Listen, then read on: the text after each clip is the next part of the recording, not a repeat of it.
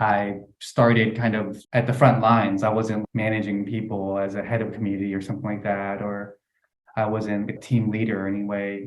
So yeah, at first I was like, okay, is this something I want to do? I could be making a lot more money if I stayed in sales and I could be moving up kind of the ladder if I get back into stay in the sales world. But at the end of the day, I really had to trust the fact that the things I was doing in this role were really energizing to me, right? My day to day was really, really energizing. The things I was doing, I found incredibly meaningful. And I think that allowed me to be really present. Hey, welcome to Beginner Maps, where we showcase stories of scary career pivots so that you get the courage, path, and role models to carve out a career that you love. Today, we have Derrick with us. Derrick is the community manager at Thrive TRM. He came into the community industry in 2022 after 11 years of experience in the sales industry. Since you have so recently broken into the community industry, Derrick, you are the perfect person to speak to about making a career pivot in 2023. So I am super excited to speak with you today. Yeah, thank you guys. Thank you for having me, and I'm super excited to be here. So Derrick, the goal for Beginner Maps, as I mentioned, is to help people build a meaningful career where they can do work that energizes them. And I want to start by talking about the moment in 2021 where you realized that it wasn't the case for you. What was it about the sales work that you were doing previously that didn't feel energizing to you? Yeah, that's a really great question. And it actually didn't just happen in 2021. I think a lot of kind of the feelings that I had kind of with just the industries and products I was selling ended up feeling very, I guess for lack of a better term, kind of like less meaningful for me. And I started feeling this probably like even 3 to 4 years ago. What products were you selling? Like I was previously selling like advertising technology.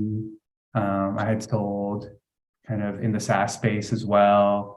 And there were just some products and kind of industries where it just didn't feel like they were really aligned with what I valued and what I found meaningful. So I started having these feelings of like, okay, this is not really giving me the energy that I would like it to. And I'm someone who really needs to be bought into the work they're doing, to the products that they're selling, to the communities that they're working with. So I just reached a certain point in 2021 where I was like, okay, I need to look into something else that I feel is more aligned with my values and the things that just bring me more energy and meaning. So What are those things that bring you more energy that you knew that bring you more energy? yeah, so it's more at a higher level. The things that really bring me energy are connecting people, creating spaces for people to connect at a deeper level, building deeper relationships, helping people uncover opportunities, being able to like connect those dots is something that I find very, very meaningful.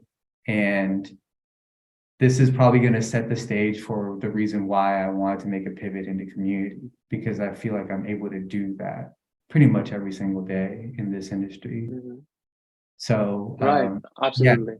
those are the things that like I felt I had to get really, really clear on those things for myself at a very fundamental level to determine kind of this path into community.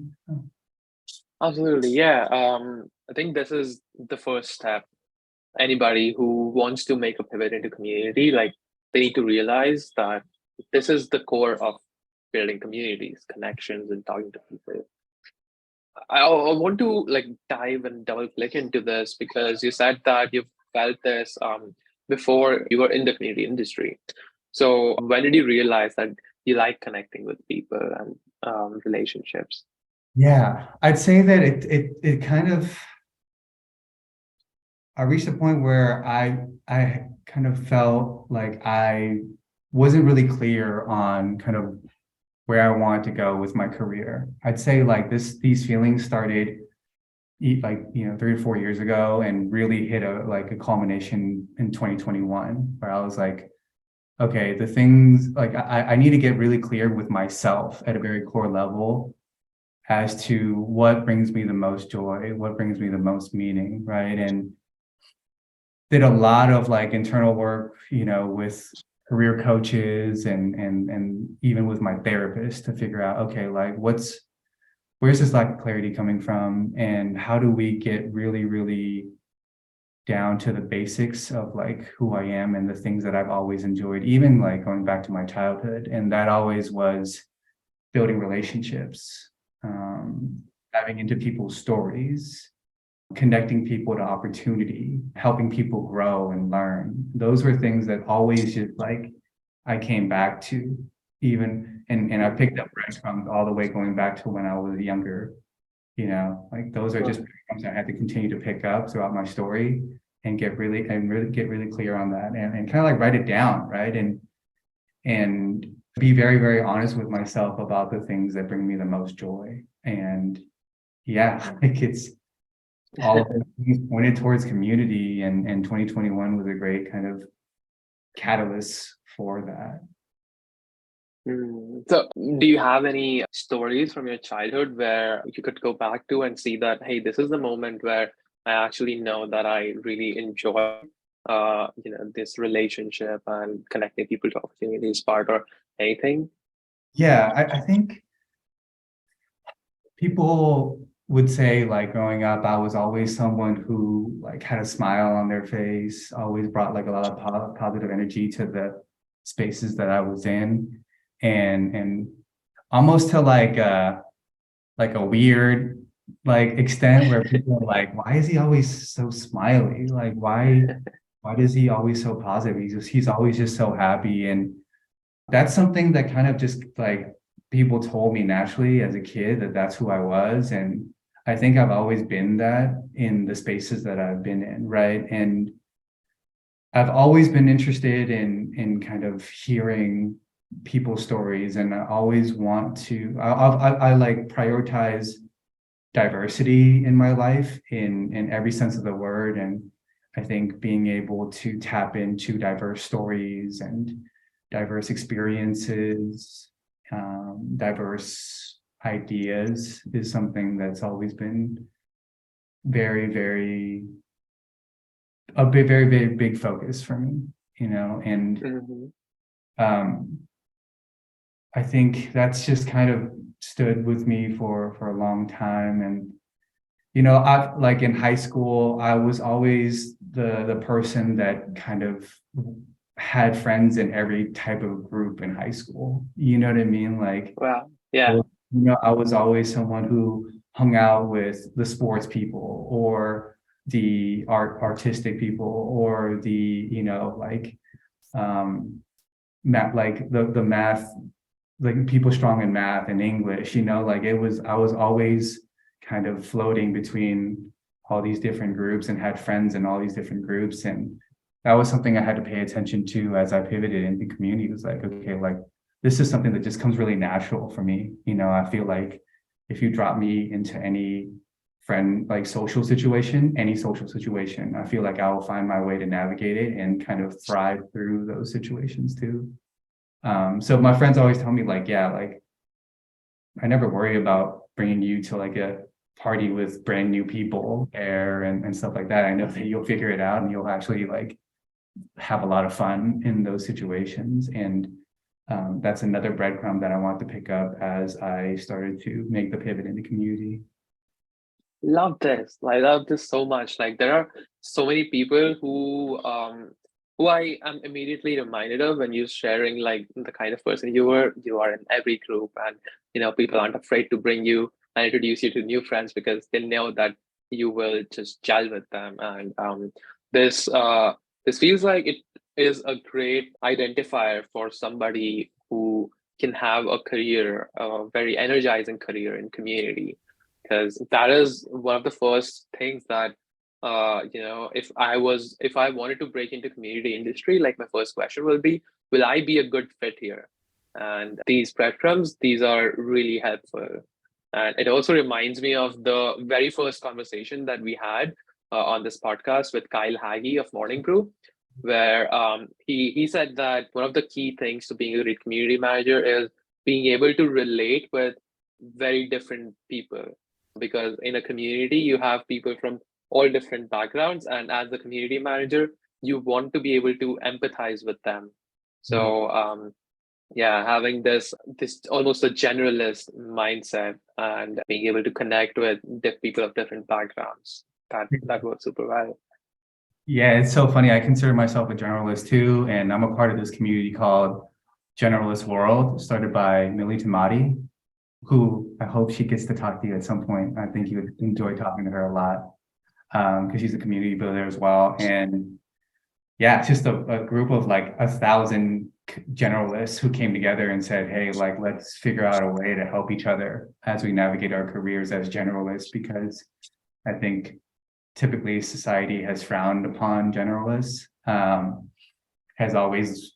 I think society has always pushed people to specialize, and I think we're seeing a renaissance of that, which is amazing. And yeah, like I find myself being really, really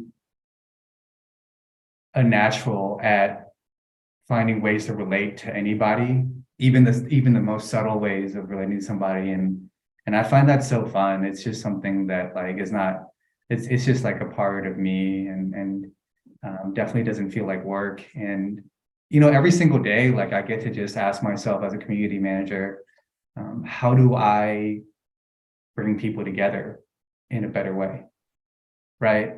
And if that's like the question I get to ask myself every single day in my work, like I feel like I'm winning, right? Like I feel like there's no way that I can lose in a career like this. And I think that's so fun. And it's been rare to feel that, I think, in my career overall. Like I can't remember the last time I felt this much meaning. It's probably like almost over 5 years where I've like been like, wow, every single day I feel very, very, very excited and very grateful for the fact that I get to ask myself that as a community manager every day. How do I bring people together? How do I build more connective spaces? How do I connect people to opportunity? How do I help people grow? That's so fun, and I think as long as I'm able to follow that energy, I think that's just how to keep it simple, right? And just keep following that energy. I think that's all I got to keep doing. So yeah. Makes a lot of sense. I love that. Thank you so much for so candidly sharing what it was like for you to understand and go through the process of understanding that community building might be for you. I wanna segue into your journey into community now. So here you are in 2021. You know that you want to be connecting people, connecting them to opportunities, and just networking with people. But did you know that community was the space for you to be in right away, or were you still, looking at other options maybe? Yeah. So I didn't know that community was the path that I wanted to take. I think the event that kind of started this journey was me joining a community called Circle, CIRKEL, which is a community for professionals across multiple generations.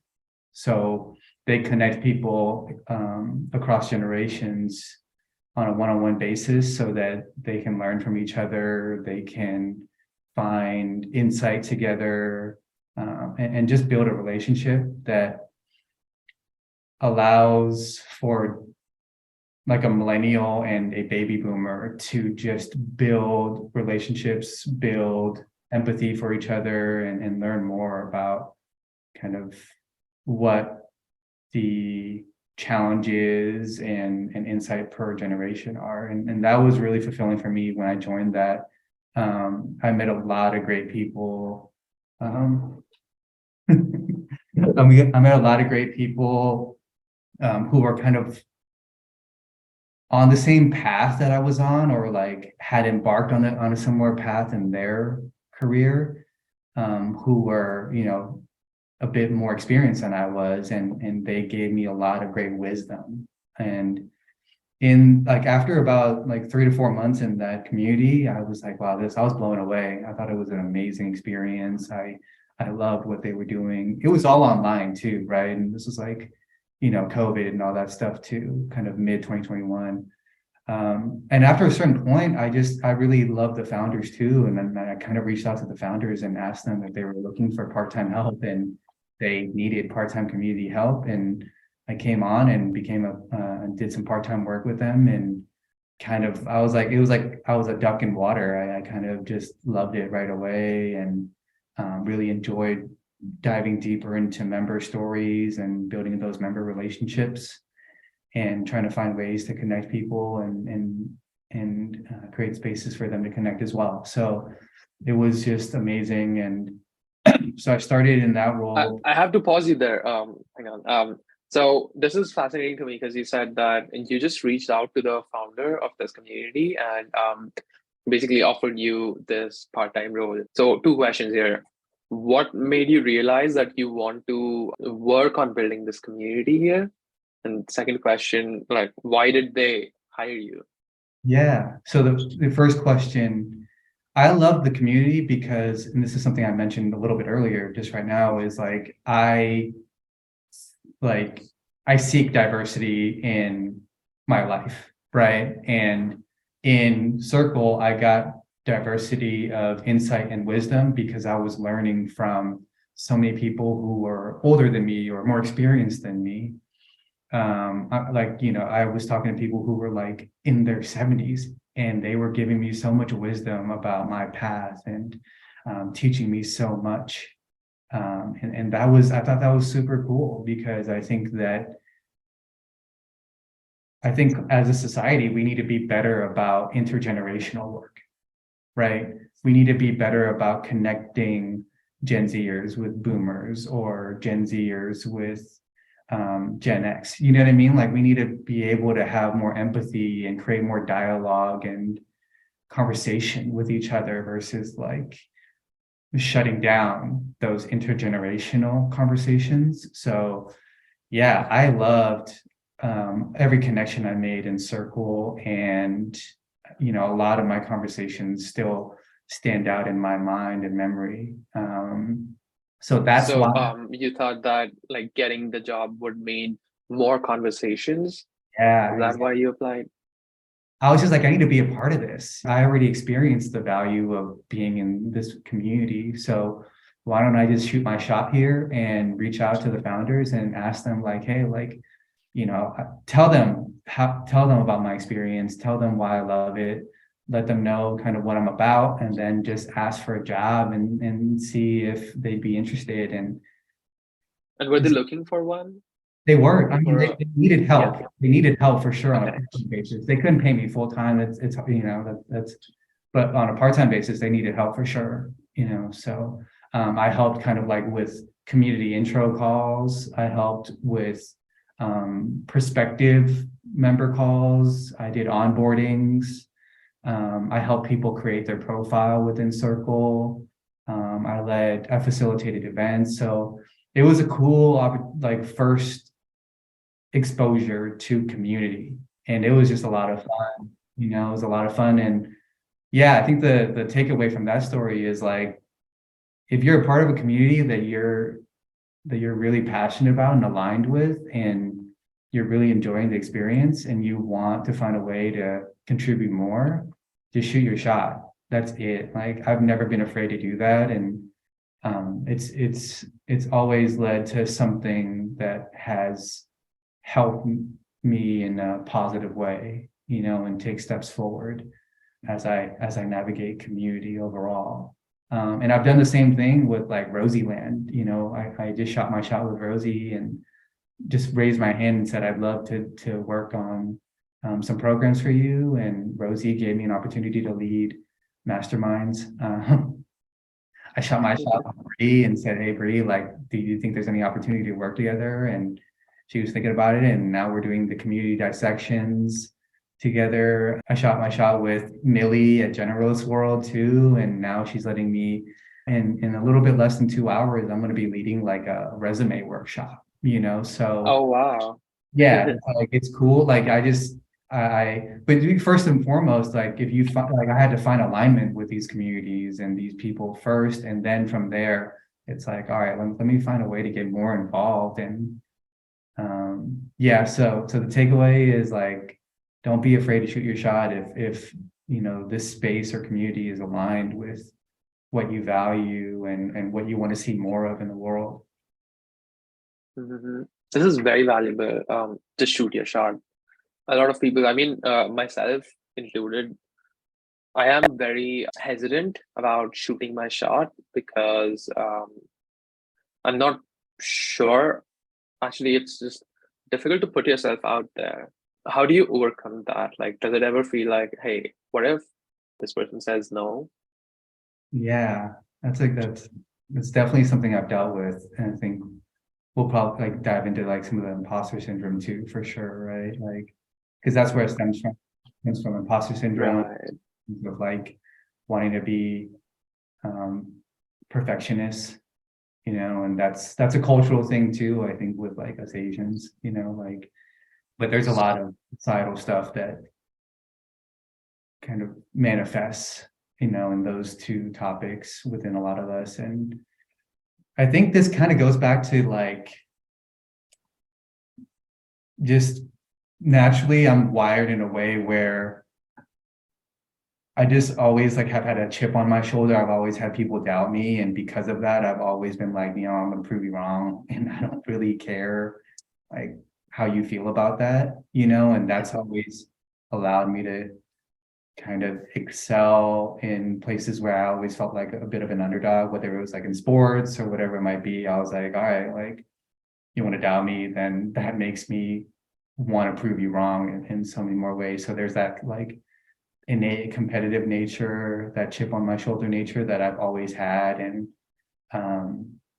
then like going into sales, career in sales, where I was, very, very, it's competitive, it's relationship driven in so many ways, and all of that. Like, I can't tell you how many cold emails or cold calls I've done in my career, right? And like early on in doing that work as like a sales development rep and AE and all of that, like, it hurts when you get rejections, right? Early on, but then over time, like I actually really enjoy those two things now, and that's something crazy. If you would have told like 19-year-old me, like, hey, you're gonna actually enjoy this when you get older, I would have called you crazy.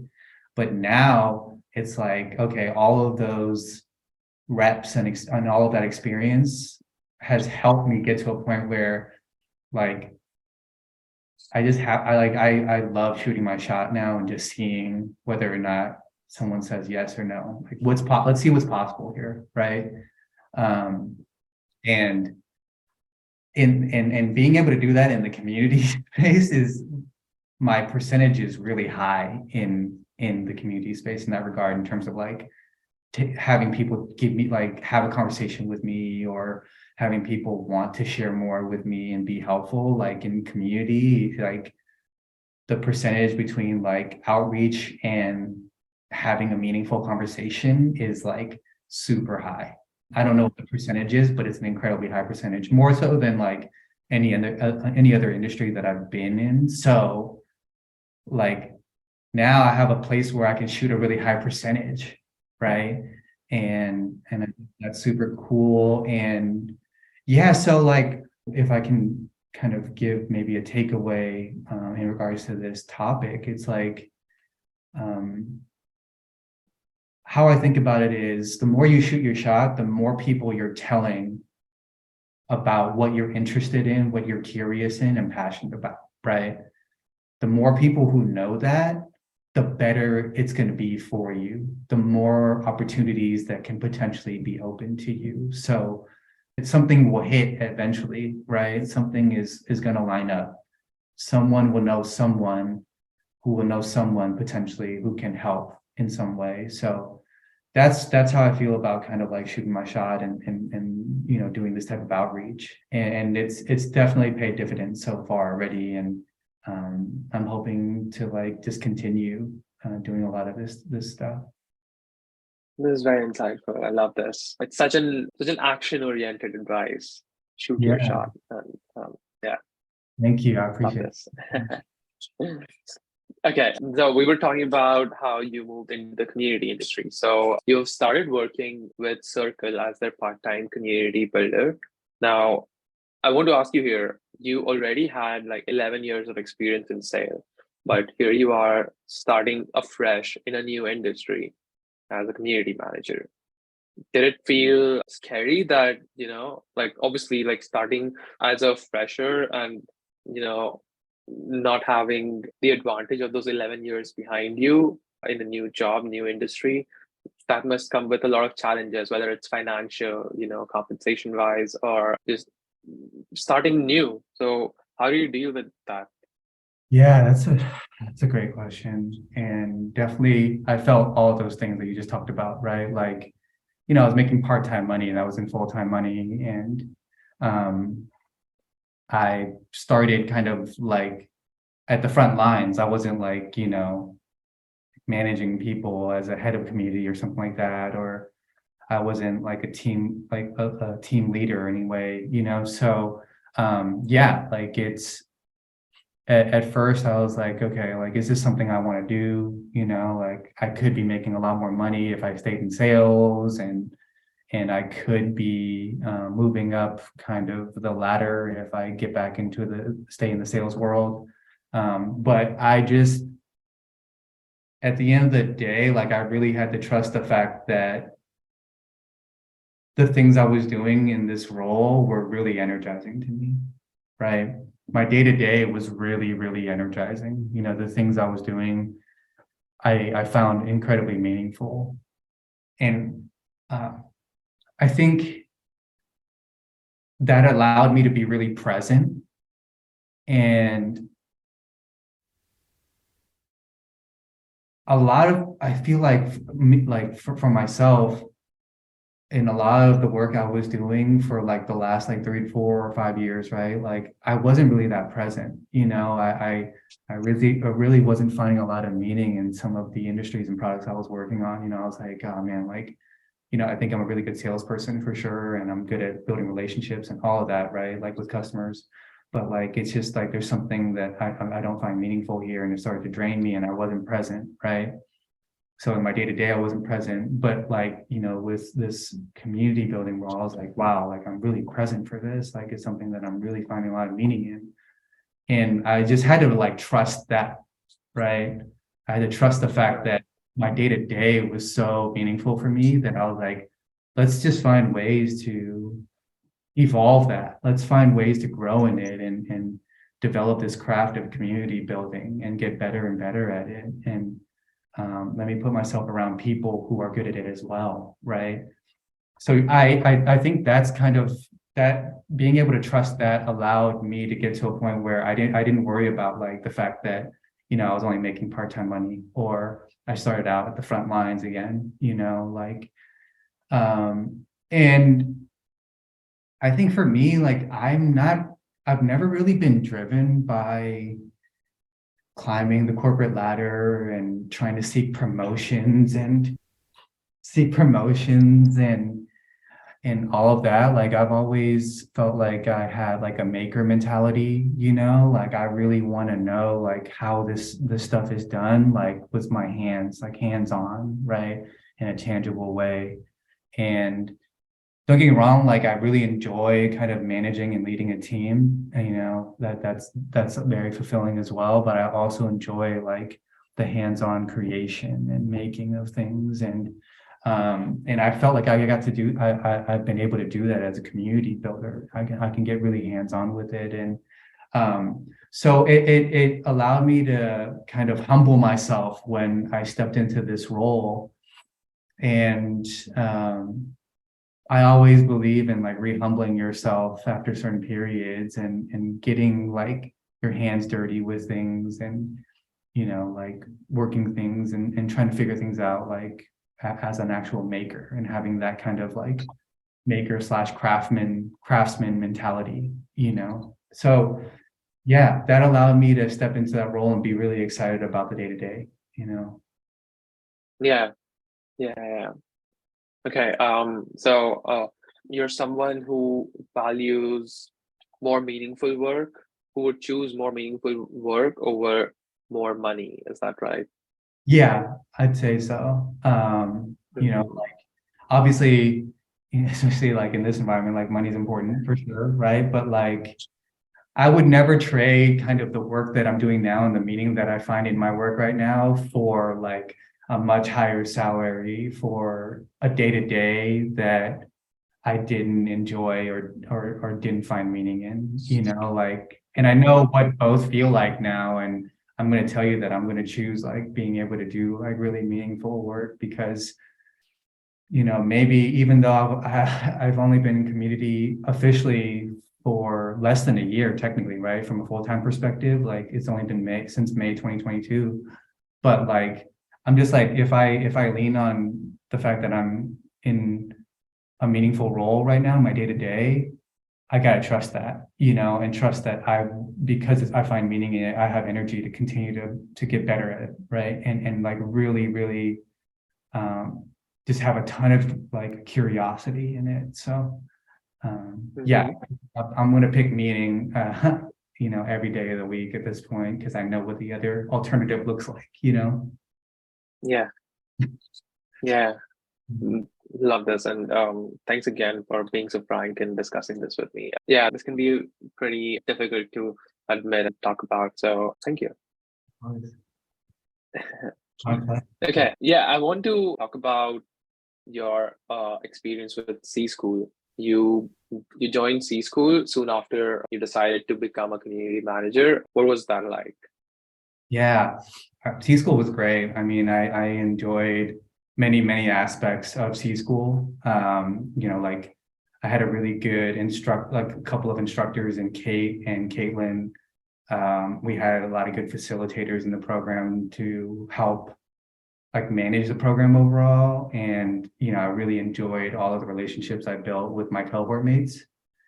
I think like one thing um, that I did pretty naturally once I came into C school and community club.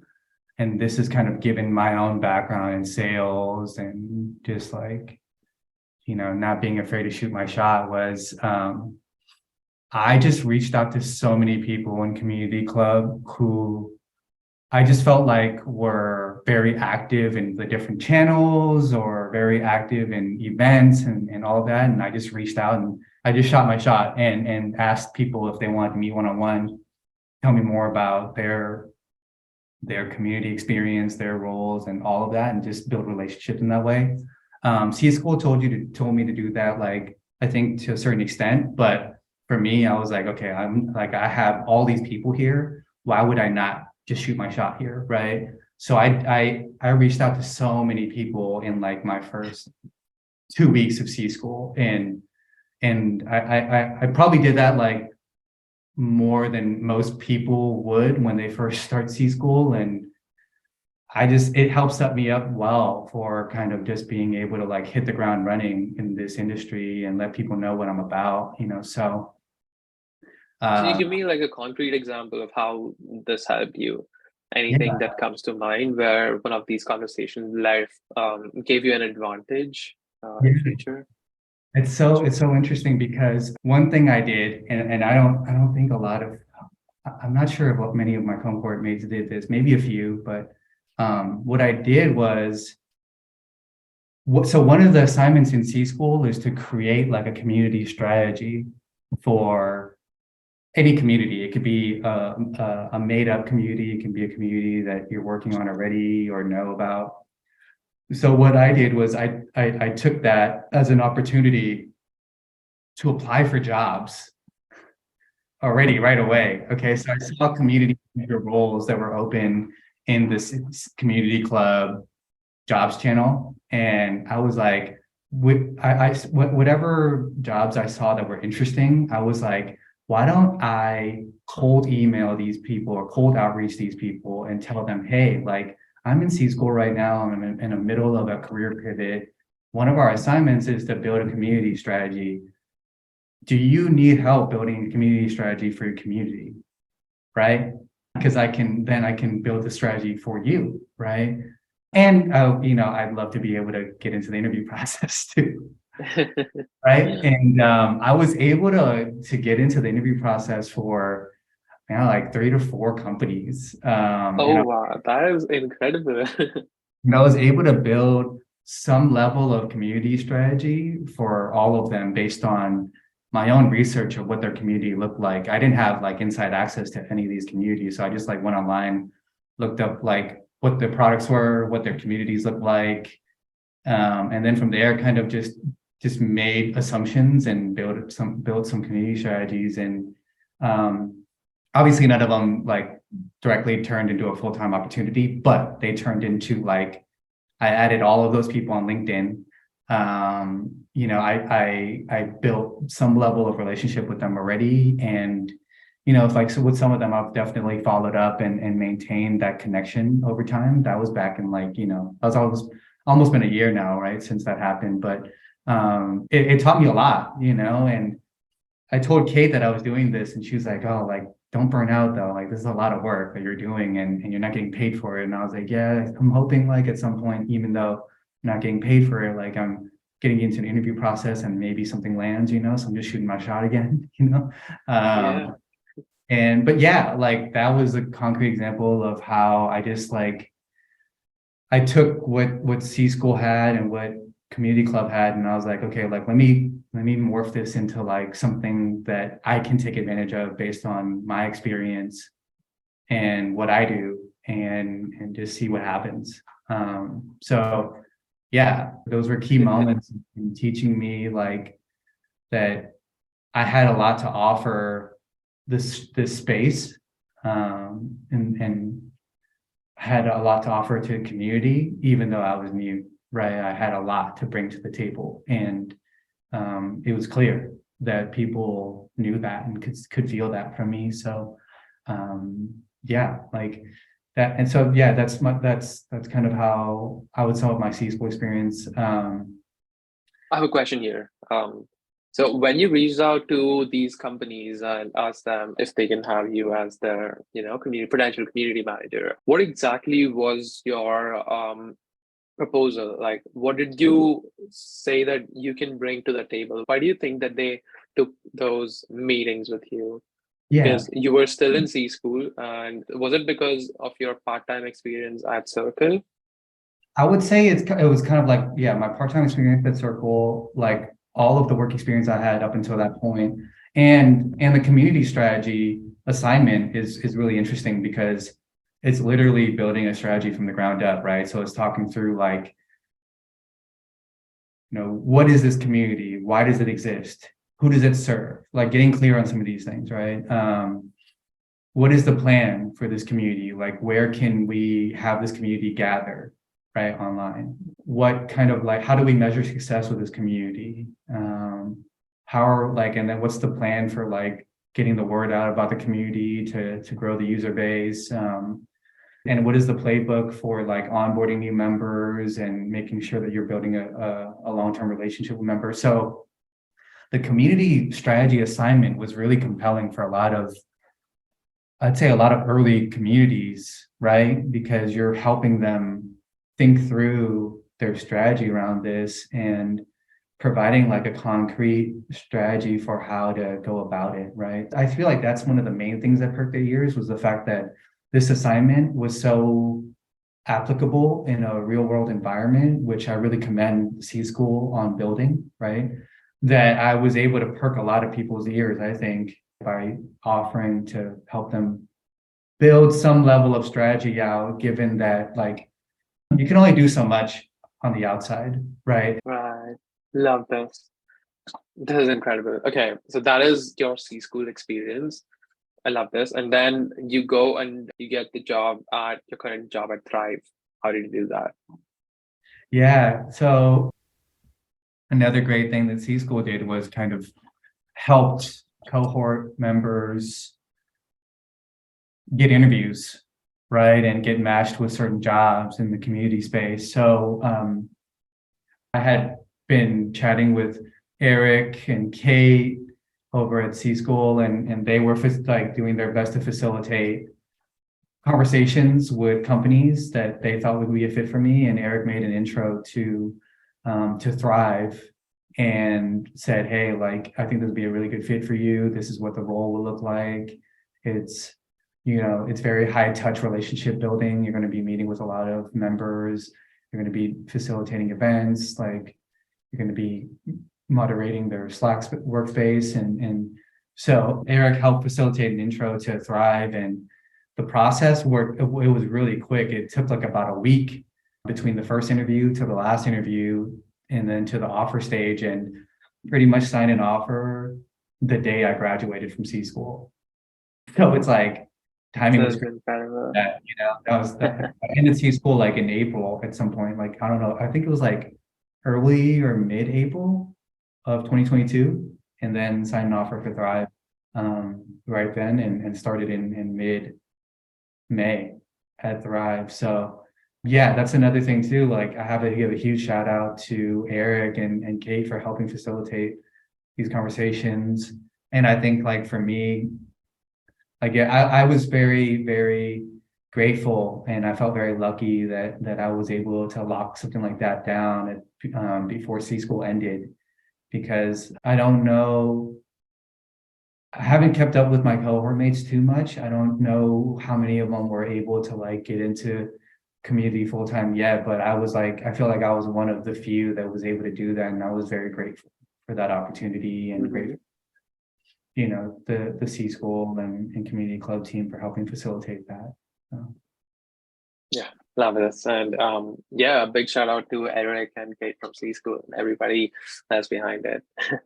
A lot of great people over. Yeah, for sure. Yeah, now I want to touch upon the imposter syndrome that you mentioned you felt, and actually how you overcame it. So tell us, how was it like overcoming the imposter syndrome? Yeah, that's a deep question for sure. And I think like imposter syndrome is something that I've dealt with, I think, my whole life, right? Especially in various areas of my life, whether it's like socially, whether it's in sports, whether it's academically, whether it's professionally, right? It's something that's just always kind of like there. And I think it's important for all of us to kind of continue to figure out what our relationship is with imposter syndrome. And I think for me, the times when I felt the most imposter syndrome were the times when, sorry guys, the times when I felt the most imposter syndrome were the times, looking back, when I had the least clarity on what I really wanted for myself. Okay. If I look back at the times when I felt the most, this feeling the most, it's like I didn't have a lot of clarity at that time, and I think when you have a lack of clarity, you're kind of just like moving through the world without a lot of intention, right? Without a lot of intention around who you want to be, who you are, and what really you love doing, and what you're energized by, and when I didn't have that clarity or that intention, I would go into spaces where they actually probably weren't really aligned with me. I didn't really find these spaces meaningful potentially, or these jobs or companies meaningful, right? Or I didn't find this group meaningful, really, so that led to a lot of imposter syndrome when I was in those places or in those roles, right? I was like, oh man, okay, like do I really want to be here? Am I supposed to be here? Like, everyone seems really excited about this, but like, there's something missing here for me. And those are the moments where it's like imposter syndrome is like crazy, it's like, oh shit, okay, like I don't belong here, I probably don't belong here. But I'm probably just gotta like put a smile on my face and just like pretend that I belong here, and then I think being able to get out of a place where I wasn't operating under imposter syndrome took a lot of work to like figure out the things that I actually find meaningful in my life, the things that I really care about, the things that I'm really energized by, and that took like a combination of like coaching and therapy and taking certain courses to get clear on this stuff and having conversations with really insightful people around this. It took a lot of just work in that regard that was really, really difficult, right? But if I look back, it really just comes down to like at a very, very basic level, getting clear on like who we are and kind of coming back to who we are, I think, individually and coming back to our own lives. So it's like very spiritual in that way, like I just got to come back to who I am, come back to who I was as a child, come back to like pick up all the breadcrumbs that I can remember throughout my life and write it down, like work through it in my head. And I really feel aligned in so many ways right now that I'm going to continue like kind of going after this because this day to day feels right. And I'd say like at a very, very kind of fundamental level, being able to prioritize how we feel in our day to day work is probably much more important than those major like career milestones that we always are told we should try to achieve. Right. This is so insightful. Right. Like 100% agree with this. Yeah. If I'm able to literally enjoy the process every single day, everything else will take care of itself. Like, and don't get me wrong, like I have pretty like specific goals of what I want out of my career and like, like what I want to, like how I want to set myself up well financially and all these things. Like we have to, right? But like at the end of the day, my day to day is so meaningful to me, and the work that I'm doing, not just in the Thrive community, but across the other communities I'm a part of. All of this is so energizing, and I'm enjoying the process so much that's like, I feel like that's like one of the most important things about our careers is being able to enjoy the process, and not be driven by just like an outcome, or being fixated on that. I'm enjoying the process, so that's a huge win. And that's helped me in so many ways. Yeah, this is incredible. So it reminds me of this book by Scott Adams. I forget what it's called. It's something like How to Fail at Everything and Still Win Big. Yeah. And one of the key things that he says in there is to have a process-oriented mindset instead of a goal-oriented mindset. So make sure that the ongoing process is enjoyable and it's what you want, and do not set goals to drive it. Totally. Yeah. I completely agree with that mindset. And I love that example a lot. Right. I might have to check that book out, Tash. Yeah, you should. It is one of my favorite books. Awesome. Yeah. It's like I look at an example of like, why the greats are good, right? Like why someone like LeBron has been as good as he has been, right? And I always like use like sports analogies, but LeBron is as good as he is because he enjoys dribbling the ball every single day. He enjoys like learning how to shoot every single day and shooting the ball every day. He enjoys like picking apart defenses and the X's and O's every single day. He enjoys that, right? It's not like he enjoys kind of having like the responsibility that he has, and he enjoys just like, he doesn't just enjoy the glory of being one of the greatest of all time. He enjoys like literally playing basketball every single day, right? He enjoys practice. Like if you can enjoy practice, I'm like, cool, like you're gonna be good. You're good to go. Like I'll check back in 10 years and I know that you'll have had a great career. If you enjoy just playing the game of basketball and improving your skill set in that every single day, yeah, you're good to go. So that's how I try, like that's a mentality I've tried to kind of adopt in my career at this point. Love it. Okay, I also want to, as we're talking about your career now, I want to talk about how you're looking at it in the future. So you're doing some really interesting things with other people in the community industry. So whether it's with Bree and the YouTube series that you're creating, or the masterminds group that you're starting with Rosie, or the work that you're doing with Generalist World. So you're doing a lot of things, and these are like really interesting projects. How do you imagine these projects to help you in the next stage of your career? Yeah, another great question.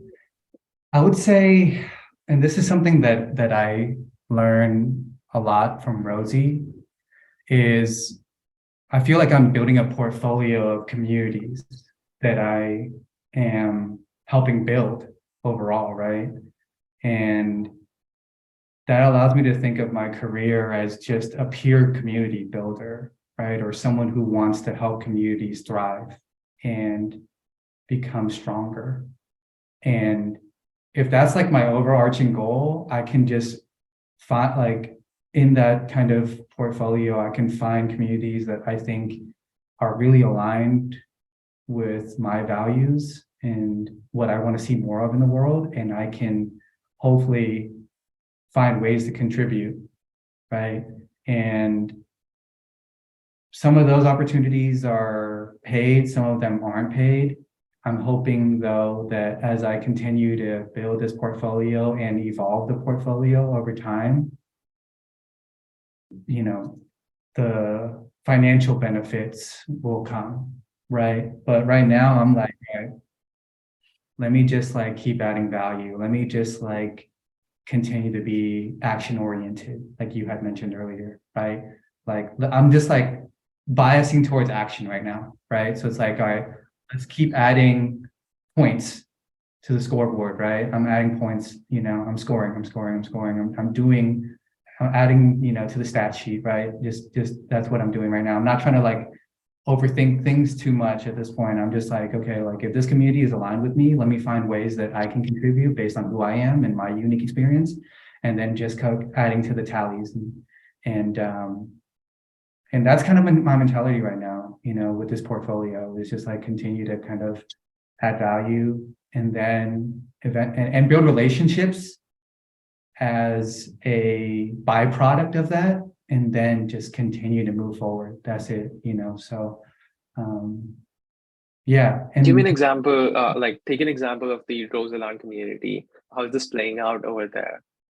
right now I am helping them helping Rosie build her mastermind program. So we have our first season of masterminds that's starting, and it's going to be like a 3-month season, and it's starting on the 19th, right? And Rosie is really trying to get more leaders in the community to take on programs in the community as well. And she's paying people to take on these programs too, to help her build Rosieland, continue to do that, right? So there's a team of us over there who are helping to lead certain programs, and we're all getting paid for it as well. And she's done a really good job of helping or having people help build Rosieland. So that's like a great example of that. And obviously Rosie gets that right away.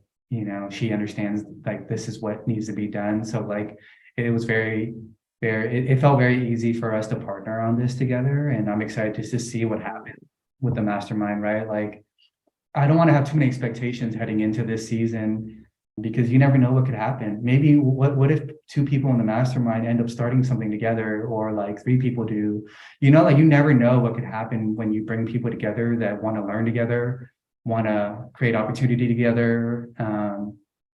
So I'm just like, let's create space and let's see what happens, and So yeah, that's kind of how I'm thinking about my career, is like doing more of these things right now. And I really haven't really thought like what 3 to 5 years looks like yet, because I'm just trying to add to this portfolio, trying to like be action oriented, and maybe we can check back in like 6 or 12 months or something like that, and I'll have a better answer of like what my 3 to 5 year looks like. But right now, I'm just so present for this work. I'm enjoying it so much on a day to day that I am going to keep trusting that.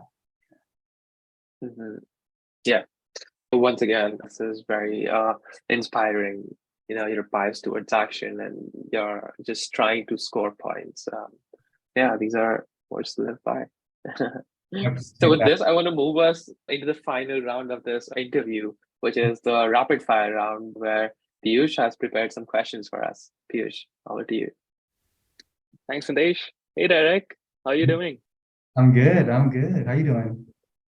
I'm doing good. I'm like feeling super energetic today. So, Good. yeah. So there's going to be 5 questions in this round. No follow-ups. Let's do this. First question: what's a fun fact about you that is not covered on your LinkedIn profile? This is a little bit embarrassing, or maybe not embarrassing. It's pretty random. I took like six months of tap dancing lessons when I was like 7 years old, and I was like in a performance for the Nutcracker, and there's like a very embarrassing photo of me that's floating around my mom's house, and not a lot of people know that about me, but I want to say that those 6 months allowed me to like build pretty good rhythm and like enjoy dancing a lot too. So yeah, but that's definitely not going on my LinkedIn profile, but now I'm sharing it with maybe I will So put it. good, but that's good. That's good. So cool. Let's move on. How do you motivate yourself when you feel stuck?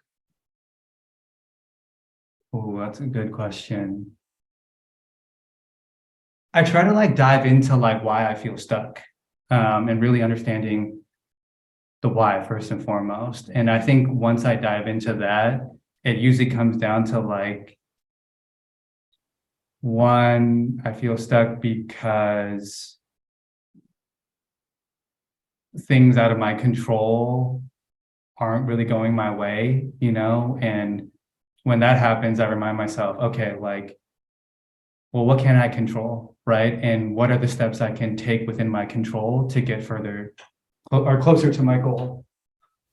And then I start taking those 1 or 2 steps that are easy to take, and then just, as we had mentioned, biasing towards action, So yeah, I think being able to like dive into the why in the moment as much as I can and dissecting that is something that helps me feel unstuck. Yeah. Don't you tap dance for a bit? I have like Air Forces on. I'm like, no, but yeah, Yeah. it's so funny. And like, there's this one bit from like Sesame Street back in the day where Gregory Hines was tap dancing, and that's like such a core memory for me. And I think that that's what made me want to get into tap dancing. I was like, Mom, look at this guy tap dance on TV. Like, so cool. And then my mom was like, okay. And then we found some tap dancing classes and I did it. And it was crazy how that's. Amazing, amazing. Now think back to who you were 5 years ago. What do you think that version of you would be most proud of who you are today?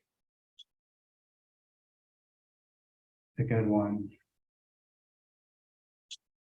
I would just say being in a place, I'd say that, yeah, 5 years ago, me would be really proud of present day me for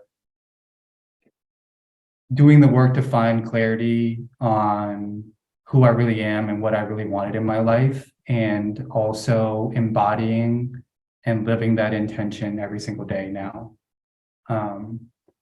That's a huge win. And I think 5 years ago, I would be really proud of looking at who I am today in that regard. And I'm showing up the way that I want to show up right now in the world. And that took a lot. Was a very windy journey to get to a point where I can tell you that I feel that way and I can verbalize that. So yeah, I'd say that's the number one thing. Awesome.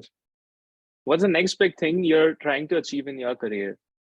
I'd say like one thing that's really cool about the work that I'm doing now is kind of like I'm able to have income from more than one place, which is something that I haven't really had in my career. I've always been focused on just like having a full-time role and that being like the main source of income. But like now it's like I'm picking up some projects with other communities that I really love and really find a lot of value in, and being able to like help them out and also have an income from them in some way. Like that's super cool. That feels like a ton of fun, right? So just I think continuing on a path where I'm able to do that and kind of like diversify the income is super cool. And just like, obviously improving in the craft of community building, whatever that looks like, right? Because like in some days it looks like, okay, being really good at the day-to-day community management work of going into Slack and starting conversations or creating spaces. But sometimes it's like, okay, like, no, like as a community builder, we need to build more partnerships, right? And find other revenue streams for our community. So it's like, okay, how do I put that hat on today and dive into that? Or sometimes I have to put on a marketing hat for being a better community builder. So like, what does that look like, right? So I think getting better at the overall craft of community building, which entails a lot of different things, but I want to get better at just community building overall. And the last question to help our listeners, what advice would you give to someone who is starting their first community job tomorrow? I would say, and there's a lot of themes that we've touched on in this conversation already, but never forget your value and never forget that all of the experience and skills that you've built up until this point are going to serve you as you step into this community role. Don't ever feel like you have to leave those things behind. Bring those things with you and know that that's actually probably going to be your superpower as you enter the community space. And just never forget that those things are so valuable. So take those things with you and add them to the craft of community building and community management, and that's what's going to make you unique. That's what's going to make you powerful in this space. And you have value to add to this space right away. Just never forget that. And that's probably my biggest takeaway. That's motivating. Thanks, Derrick. That brings us to the end of this round. Yeah, that was And fun. to the end of this interview. Nitesh, over to you. Yeah. For the audience, I didn't know what the rapid fire questions were going to be. So, I just had to freestyle. You did, and you did a You good did good. Yeah, and like even with this entire interview, I feel like you were great, Derrick. You had so many insightful stories to tell us and such inspiring lessons. I especially loved the part where you discussed how you discovered, what was the process of understanding yourself and how you wanted to take your career forward, and also what was the experience with getting your first few gigs in community building, the advice you gave about putting yourself out there. They feel very inspiring to me. Awesome. I appreciate that a lot. And I appreciate you guys for creating such an amazing platform for the community space. I'm looking forward to seeing all the other interviews that are coming. And yeah, I love the work that y'all are doing. So keep it up, and excited to see where this continues to go.